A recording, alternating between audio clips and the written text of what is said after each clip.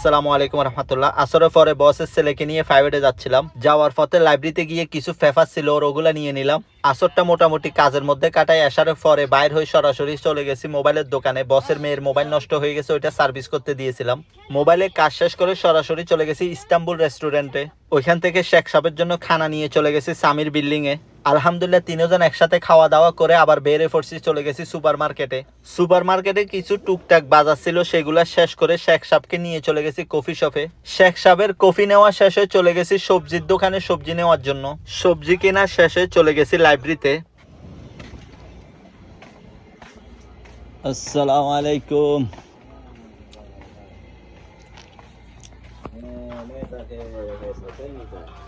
كيف الحال؟ طيب؟ هذا ايش؟ كبير. ما في نفس الشكل؟ نفس الشكل ما في؟ كيف؟ صغير شوي؟ লাইব্রেরির মধ্যে সব কেনাকাটা শেষ করে আবার চলে গেছি কফি শপে। এখানকার কফি শপে অনেকগুলা জিনিস খুবই এক্সপেন্সিভ। আমি হাউস ড্রাইভিং করি, সো আমি সবসময় বাইরে থাকি। আমি চাইলে অনেক কফি শপ থেকে অনেক কিছু কিনে খাইতে পারি। এখানকার জিনিসের রেট দেখলে আমার কাছে আর খাইতে ইচ্ছা করে না, যেটা সত্যি কথা। আমার কাছে যেটা পার্সোনালি মনে হয় অপচয় ছাড়া আর কিছু না।